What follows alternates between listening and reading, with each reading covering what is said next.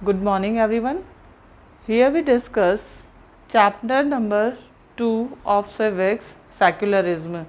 Today we'll discuss about characteristics of Indian secularism. As you know, Indian secularism given rights under Article 25 to 28.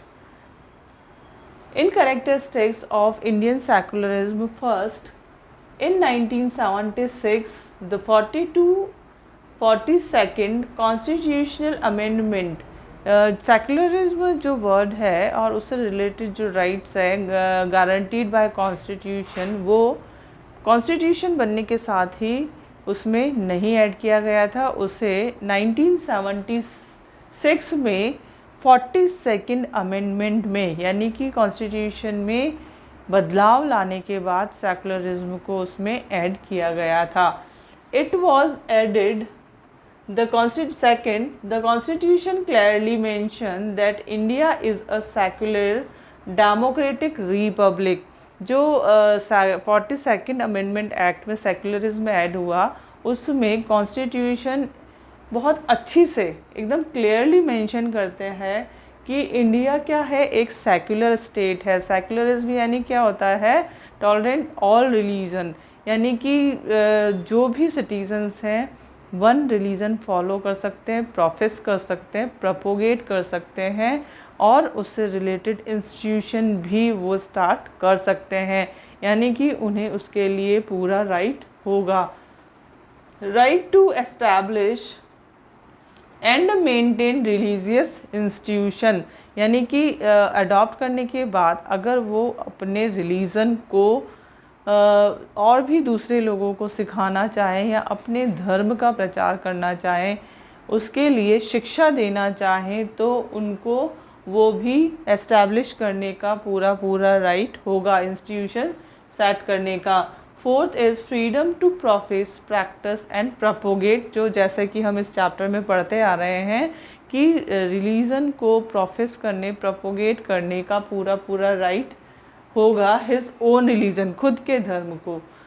Article 29 guarantees to preserve their distinct language, script and culture. जैसे कि भारत में यानी India में तरह तरह की language, यानी जो ट्राइबल्स हैं, माइनॉरिटीज़ हैं, वो लोग हैं, तो उनको अपनी लैंग्वेज, स्क्रिप्ट, कल्चर को बनाए रखने का पूरा अधिकार दिया गया है.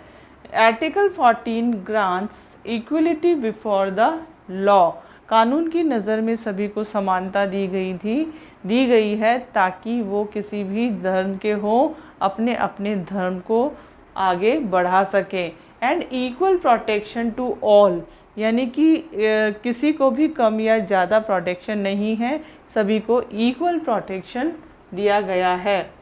अब हम देखते हैं in what ways does the Indian state function secular, यानी किस तरह से, क्योंकि इंडिया में बहुत ही अलग अलग तरह की जाति और धर्म को मानने वाले लोग रहते हैं, तो ये डिफरेंट रिलीजन और कास्ट के जो लोग हैं उनको किस तरह से एक स्टेट मैनेज भी करती है और मेंटेन भी करती है, यानी कि इनको किस तरह से जो गवर्नमेंट है वो फंक्शन करती है.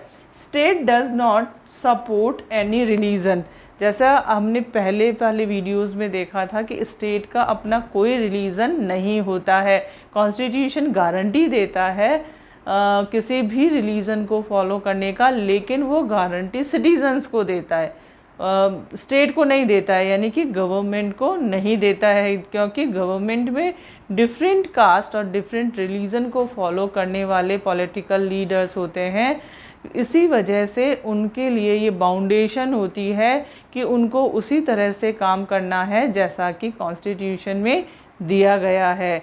उनको किसी भी रिलीजन को नहीं मानना है, जबकि सिटीजन्स को क्या गारंटी दी जाती है, सिटीज़न के लिए ये गारंटी है कि वो अपने धर्म को फॉलो करेगा, उसका प्रचार करेगा, उसका प्रसार करेगा, और इसके लिए अगर एजुकेशनल सेंटर्स, इंस्टीट्यूशंस वो लगाना चाहे तो वो भी लगा सकता है. यानी कि इसमें क्या होगा, स्टेट किसी भी रिलीजन को बढ़ावा देने में सपोर्ट नहीं करेगा, उन्हें खुद को ही करने की छूट दी गई है। नॉन इंटरफेरेंस, नॉन इंटरफेरेंस का मतलब वही है कि जो भी कोई रिलीजन है उसमें स्टेट अपने मोटिव के लिए इंटरफेयर नहीं करेंगे। स्टेट का मतलब है गवर्नमेंट से। The state's right to intervene, हाँ लेकिन कुछ लिमिट तक।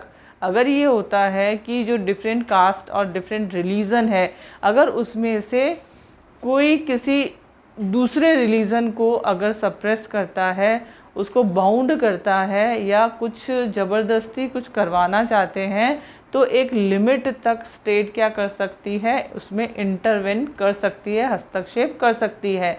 लेकिन अगर गवर्नमेंट उसमें सक्सेसफुल नहीं होती है तो फिर जो गार्जियन ऑफ कॉन्स्टिट्यूशन है यानी सुप्रीम कोर्ट और हाई कोर्ट, वो इसको प्रोटेक्ट करते हैं।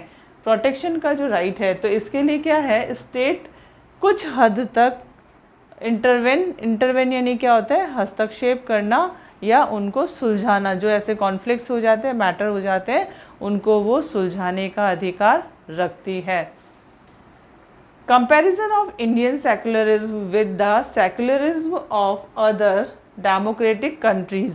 जैसा कि आप जानते हैं कि जो पहले सेक्युलरिज्म वर्ड था वो पहले इंडियन कॉन्स्टिट्यूशन में नहीं लिया गया था।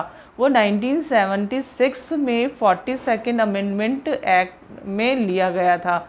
उससे पहले ये जैसे यूएसए से लिया गया है, यूनाइटेड स्टेट अमेरिका में सेक्युलरिज्म का भी सेम ही मीनिंग है। सेम मीनिंग से मतलब कि स्टेट एंड रिलीजन दोनों को सेपरेट रखा गया है, उसमें कोई भी इंटरफेयर आपस में नहीं कर सकते हैं। यानी स्टेट किसी भी रिलीजन से के बीच में इंटरवेन नहीं करेगा, इंटरफेयर नहीं करेगा। यानी वहाँ पे क्रिश्चियनिटी है तो वहाँ पे चर्च एंड स्टेट दोनों को सेपरेट रखा गया है। और बिल्कुल उसी ही तरह से इंडिया में भी इसी तरह से इसको लिया गया है। Neither the state nor religion can interfere in the affair of one another, यानी एक दूसरे यानी सिटीज़न के रिलीजन्स में और स्टेट आपस में एक दूसरे में कोई भी तालमेल नहीं होगा, वो उसमें इंटरफेयर नहीं करेगा और जो सिटीजन्स हैं वो भी उसमें इंटरफेयर नहीं करेंगे।